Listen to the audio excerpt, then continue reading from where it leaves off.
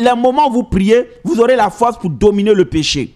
Les moments où vous priez, vous aurez la force pour dominer la colère. Mais les moments où tu ne pries pas beaucoup, tu deviens faible face au péché. Les choses que tu dominais vont commencer à te dominer. Une parole, on te disait avant, tu souris, mais maintenant on te dit, ça va te mettre en colère. Donc dès que vous arrêtez de prier, spirituellement, vous allez sentir que le péché commence à vous dominer. La chair commence à vous dominer. Pourquoi? Parce que la prière, c'est votre force. La Bible dit, ce n'est pas à dire que nous soyons de par nous-mêmes capables de concevoir quelque chose comme venant de nous-mêmes. Non, notre capacité en tant que chrétien nous vient de Dieu. Et comment est-ce qu'on puise la force qui vient de Dieu?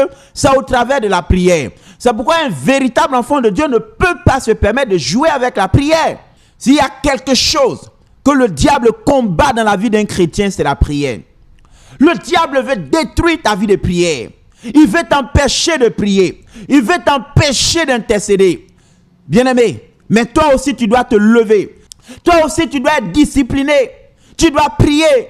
La Bible dit veillez et priez afin que vous ne tombiez pas dans la tentation. Faites quoi? Veillez et priez. Ça veut dire que si tu ne veilles pas, si tu ne pries pas, tu vas facilement tomber dans la tentation. Tu vois, Dieu t'avait déjà délivré de la pornographie. Mais le moment où tu as été distrait, tu es encore retombé dans le même péché. Le moment où tu n'as pas prié comme il se devrait, qu'est-ce qui s'est passé? Tu es retombé dans le péché. Est-ce que vous comprenez? Il y a des personnes qui avaient abandonné la masturbation il y a cela 6 mois, 1 an. Mais le temps où tu as arrêté de prier, tu es retombé dans la même masturbation.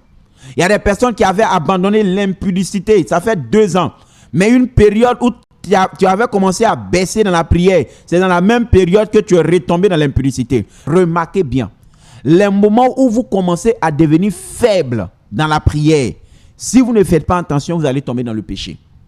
Pourquoi? Parce que la force pour obéir à Dieu ne vient pas de nous.